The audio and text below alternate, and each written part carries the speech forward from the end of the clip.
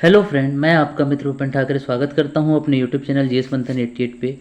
और आज का जो टॉपिक है वो एमपीपीएससी की यूनिट 3 है। उसके अंतर्गत हमको चक्रवात पढ़ना था हालांकि, लेकिन मैं चक्रवात से पहले मैं आपको कुछ चीज़ें बेसिक चीज़ें समझा देता हूं ताकि आप चक्रवात या साइक्लोन को बहुत आसानी से समझ सको। तो उससे पहले हम लोग सबसे पहले ये देख लेते हैं कि वायु किसे कहते हैं। ठीक, यह वायु क्या है, जिसको हम अंग्रेजी में एयर कहते हैं।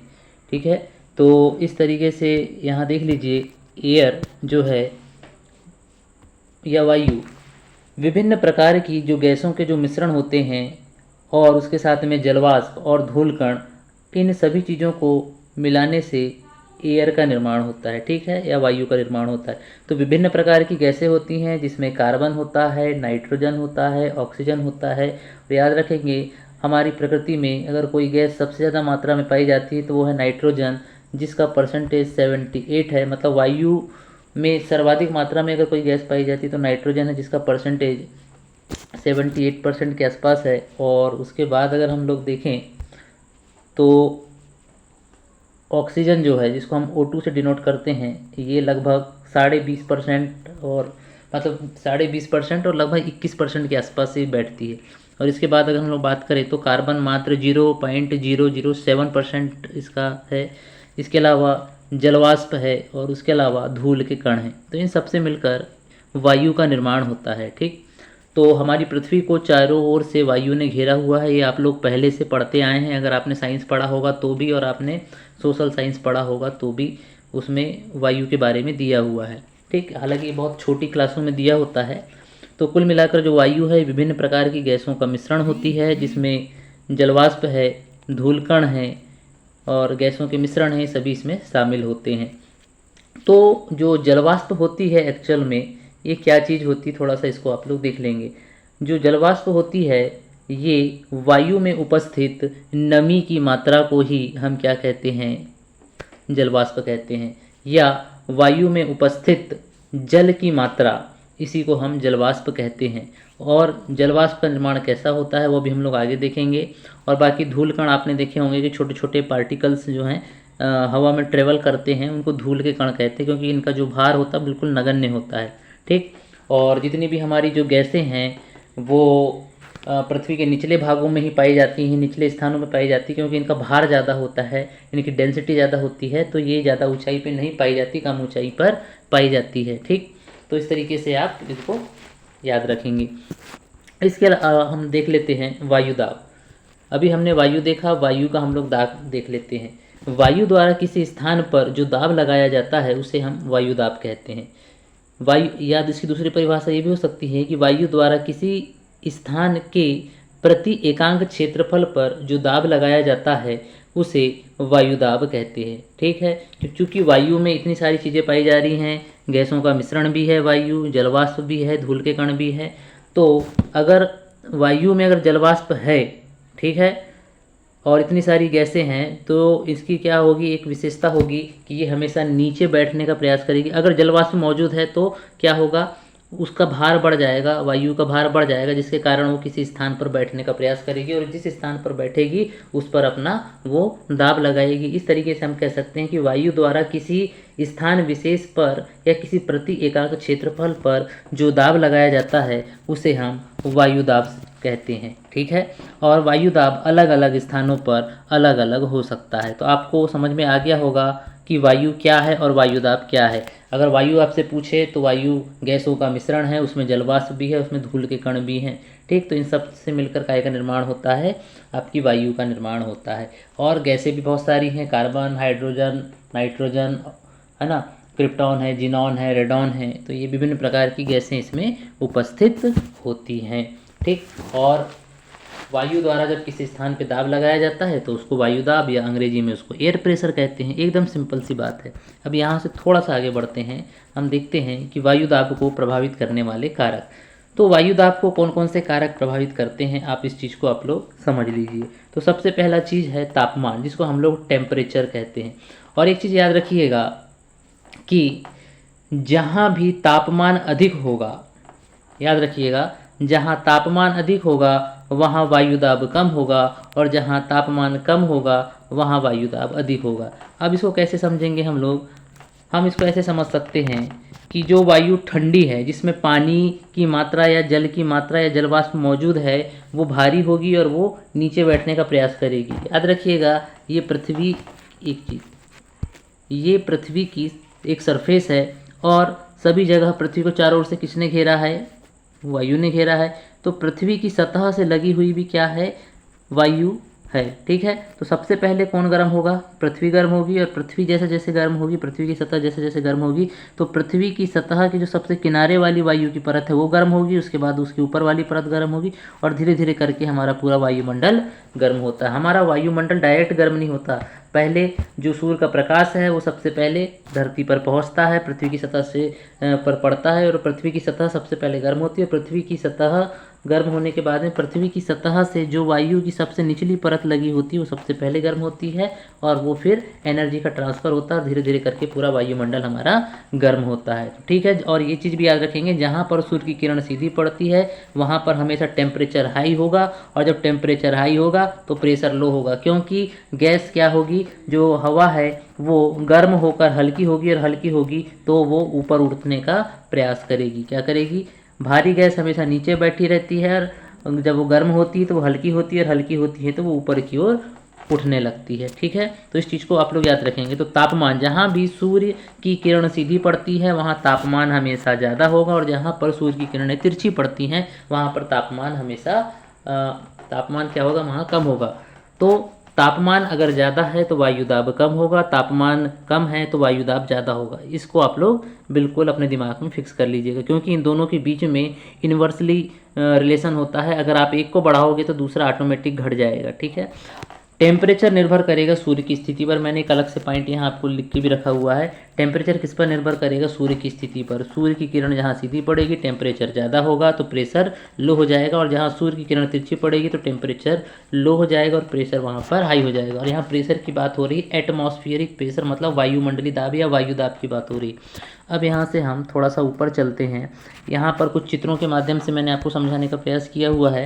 ये देख लीजिए, सन है और ये हमारी अर्थ की सरफेस है, और यहाँ पे बहुत सारी चीज़ें हैं। मान लो यहाँ पर सूर्य की किरण अगर सीधी पड़ रही है तो यहाँ पर टेम्परेचर, ऐसा करके अगर हमने टी लिख के अगर एरो ऊपर दर्शाएं, इसका मतलब यहाँ टेम्परेचर हाई है, मतलब तापमान ज़्यादा है। तो यहाँ प्रेशर क्या हो जाएगा? कम। प्रेशर कम क्यों होगा? क्योंकि यहाँ अगर सूर्य की किरण सीधी पड़ रही है तो यहाँ की जो वायु होगी वो क्या होगी? गर्म होगी, और गर्म होकर वो क्या होगी? ऊपर की ओर उठेगी। ठीक है, और जब वो ऊपर की ओर उठेगी तो धीरे धीरे करके वो सब दिशा में क्या करेगी? फैलने का प्रयास करेगी, और फैल के वो वापस क्या हो जाएगी? ठंडी, और फिर ठंडी होकर वापस वो कहीं ना कहीं बैठेगी, और जहाँ वो बैठेगी उस स्थान पे क्या लगाएगी? वो दाब लगाएगी। इसी को तो हम वायु दाब कहते हैं।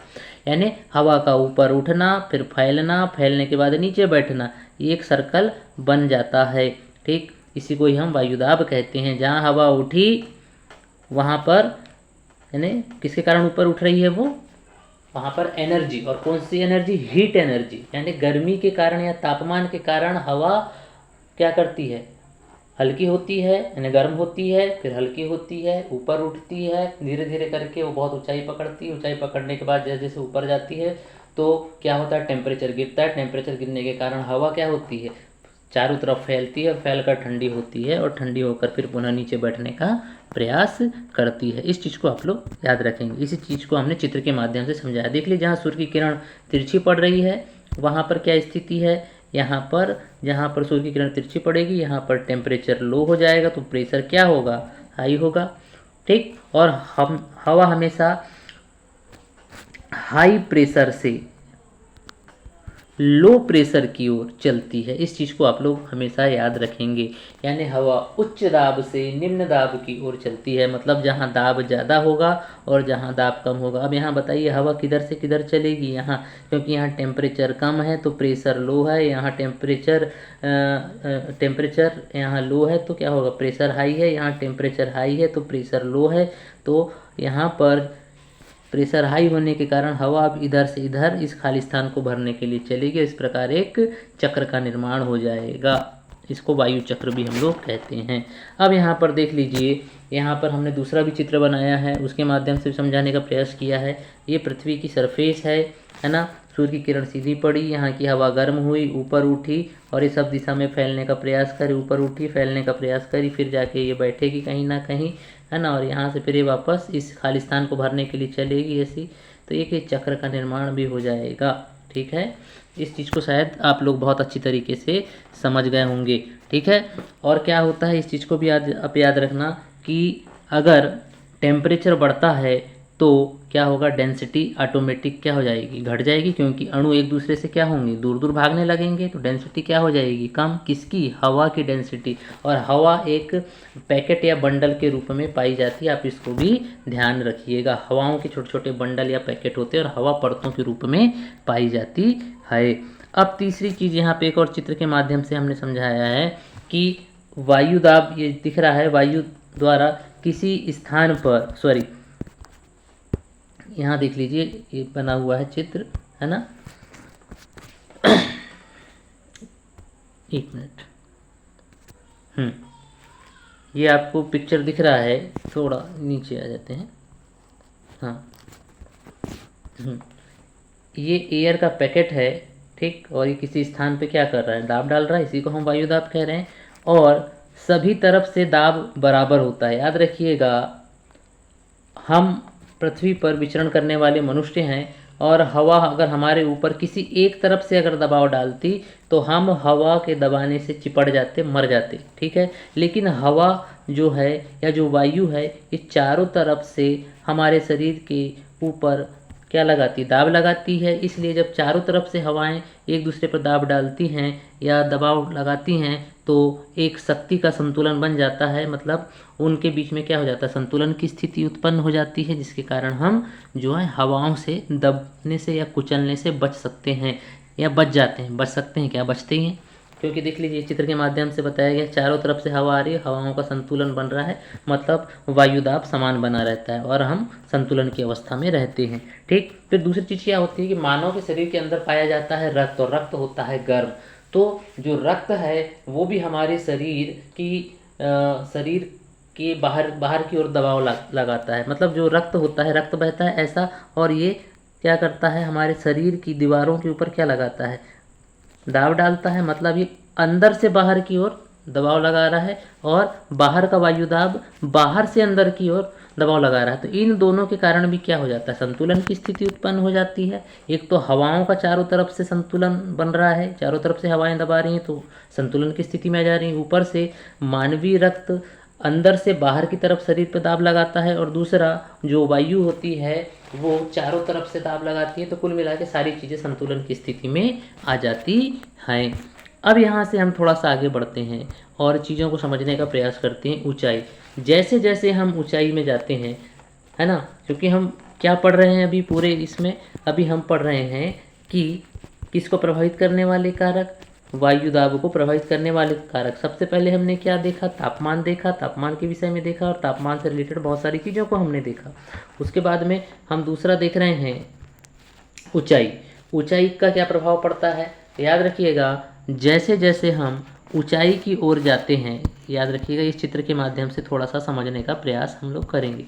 ये है हमारी पृथ्वी की निचली सतह और ये है हमारा वायुमंडल की ऊपरी सतह, और ये हैं हम, और ये है वायु का दाब जो हम पर लग रहा है। ठीक, तो लेकिन जैसे जैसे हम ऊपर की ओर जाते हैं पर्वतों में, तो ये जो है वायु का जो घनत्व है ये कम हो जाता है, मतलब यहाँ पर वायु दाब क्या होगा, कम हो जाएगा। याद रखिएगा, जो अधिकतर जो गैसें हैं उनका भार अधिक है, भार अधिक है तो वो निचले स्थान में पाई जाएंगी कि ऊंचे स्थानों में। स्वाभाविक सी बात है कि वो मैदानी क्षेत्रों में ज़्यादा पाई जाएंगी, मतलब समतल एरिया में ज़्यादा होगी, और हम समतली लोग हैं तो हमारे ऊपर वायु का दाब पहाड़ों पर रहने वाले लोगों की अपेक्षा जो वायु दाब है वो क्या होगा, हम पर ज़्यादा लगेगा। लेकिन जैसे जैसे हम मैदानों से पर्वतों की ओर जाते हैं तो वायु दाब क्या हो जाता है, कम हो जाता है, क्योंकि यहाँ वायु का जो घनत्व है ये कम हो जाता है। और वायु का जब घनत्व कम हो जाता है तो हमारे शरीर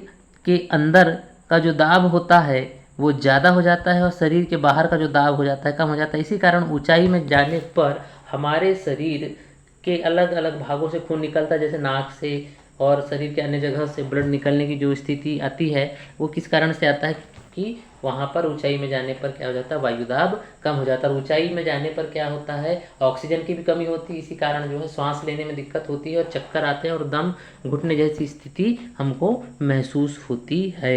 याद रखिएगा, बहुत सारी चीज़ें वहाँ पर ऊंचाई के साथ में होती हैं। देख लीजिए यहाँ साफ साफ लिखा हुआ है, ऊंचाई में जाने पर क्या हो जाता है, वायु का जो घनत्व वो कम हो जाता है और हाइट विपरार्थक होती है किसके, वायुदाब के। मतलब अगर हाइट बढ़ रही है तो वायुदाब ऑटोमेटिक कम हो जाएगा। मतलब हाइट और वायुदाब का उल्टा संबंध होता है, ऊंचाई बढ़ेगी वायुदाब कम हो जाएगा। तो इसके कारण नाक से खून निकलना, सांस लेने में दिक्कत आना, फाउंटेन पेन की स्याही का बाहर आ जाना और दाल का देरी से गलना, ये कारण भी है। दाल देरी से क्यों गलती है, क्योंकि पर्वतों पर क्या होता है, वायुदाब कम होता है। ये चीज़ें आपको समझ में आ गई होंगी।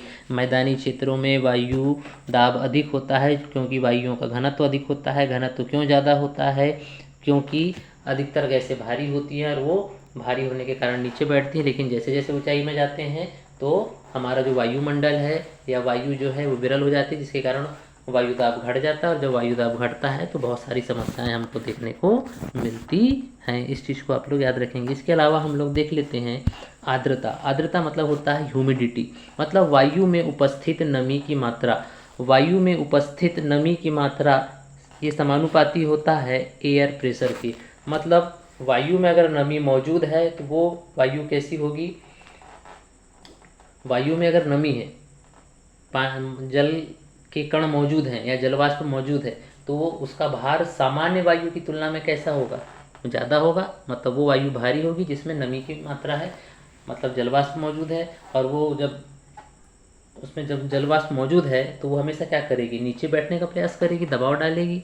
ठीक है, तो सामान्य वायु होती है उसमें सिर्फ गैस या धूल कण होते हैं, जिसके कारण उसका जो प्रेशर होता है वो क्या हो जाता है, कम हो जाता है। जबकि जो विशेष वायु होती है, मतलब नमी युक्त वायु होती है, उसमें गैस धूल कण के साथ में क्या पाई जाती है, नमी। मतलब वायु में नमी की मात्रा या जल की जो मात्रा पाई जाती है उसके कारण वायु का भार बढ़ जाता है। और वायु का जब भार बढ़ता है तो उससे वायुदाब ऑटोमेटिक बढ़ जाता है। अब जलवाष्प क्या होती है, तो जलवाष्प का मतलब ये होता है कि किसका किस में बदलना, जल का गैस के रूप में परिवर्तित होना ही क्या कहलाता है, जलवाष्प कहलाता है ना, यही जलवाष्प है। अब जलवाष्प क्यों होती है, गुप्त ऊष्मा के कारण। मतलब अवस्था परिवर्तन के लिए जो जिम्मेदार चीज़ें होती हैं उसे हम गुप्त ऊष्मा कहते हैं।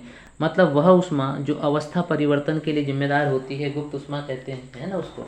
अब गुप्त ऊष्मा से ऐसे समझिए कि अगर आपने एक स्टोव के ऊपर पानी भर के एक गंजी को रखा है, गंजी का पानी गर्म होगा तो वो पानी गर्म होकर किस में परिवर्तित हो जाएगा, भाप के रूप में, है ना, भाप के रूप में परिवर्तित होगा, मतलब गैस में परिवर्तित हुआ। मतलब शुरू में पानी था, गर्म हुआ, टेम्परेचर मिला तो क्या हुआ, वो गैस में परिवर्तित हो गया। और जो चीज़ गैस में परिवर्तित हुई है वो अपने साथ कहीं ना कहीं जल के कणों को या जो वाटर के मॉलिक्यूल थे उसको अपने साथ लेके जा रही है। और वापस से जब वो कंडेंस होगी, है ना, संघनित होगी, तो वापस से वो द्रवावस्था में आ जाएगी। ठीक है, इस चीज़ को आप लोग समझेंगे। अब हम एक चीज़ और देख लेते हैं, स्थल समीर और सागर समीर। स्थल समीर और सागर समीर क्या होता है इसको भी समझ लीजिए कि दिन के समय स्थल और सागर में क्या होता है। मान लीजिए एक तरफ स्थल है, दूसरे तरफ है सागर और ऊपर है सूर्य महाराज। अब आप एक चीज़ याद रखेंगे कि जो स्थल होता है वो बड़े तेज़ी से गर्म होता है और बड़ी तेज़ी से ठंडा होता है। उसकी तुलना में पानी की एक विशेषता होती है कि पानी बड़े लेट से ठंडा और बड़े लेट से ये गर्म होता है। तो याद रखेंगे पहले कौन गर्म होगा, स्थल गर्म होगा, और स्थल गर्म होगा और उसके बाद में बहुत समय बाद में जाकर ये आपका सागर या समुद्र गर्म होगा। अब ये बताइए कि टेम्परेचर कहाँ ज़्यादा हाई है, टेम्परेचर हाई है आपके दिन के समय स्थल में टेम्परेचर हाई है। और समुद्र में क्या है, इसकी तुलना में टेम्परेचर लो है, मतलब यहाँ पर प्रेशर क्या है, हाई प्रेशर है। अब ये बताइए कि हाई प्रेशर समुद्र के ऊपर है और लो प्रेशर कहाँ है, स्थल के ऊपर है। तो हवाएं किधर से किधर चलेंगी, हमने आपको बताया था हवा हमेशा हाई प्रेशर से लो प्रेशर की ओर चलेगी। तो दिन के समय हवा किधर से किधर चलेगी, समुद्र या सागर से स्थल की ओर चलेगी, और जिधर से चलेगी उसका हम लोग नाम रख देंगे, क्योंकि किधर से चल रही है, सागर से चल रही है, इसलिए इसको हम लोग सागर समीर कहते हैं। क्या कहते हैं इसको, सागर समीर कहते हैं।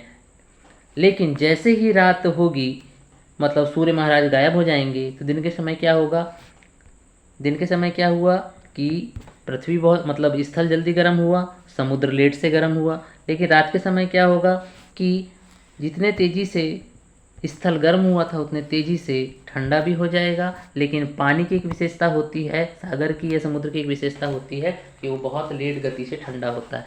तो अब मेरे को ये बताइए कि यहाँ टेम्परेचर पूरा लो हो गया, तो यहाँ प्रेशर क्या हो जाएगा, रात के समय स्थल पर हाई हो जाएगा, प्रेशर हाई हो जाएगा। उसकी तुलना में सागर अभी भी गर्म है, मतलब यहाँ टेम्परेचर थोड़ा हाई बना हुआ है और प्रेशर कैसा है, लो।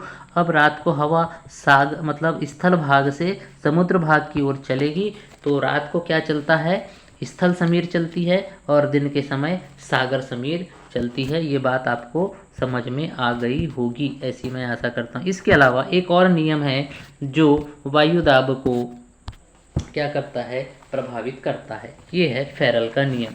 फेरल नाम के एक महोदय थे, उन्होंने ये बताया कि जो पृथ्वी है वो किधर से किधर घूमती है, पश्चिम से पूर्व घूमती है। इसलिए आप देखना, जब आप गाड़ी से कहीं जाते हो तो आपके जो बाल हैं वो हमेशा पीछे की ओर उड़ते नज़र आते हैं। यहाँ लिखे भी हमने, बालों का विपरीत दिशा की ओर उड़ना।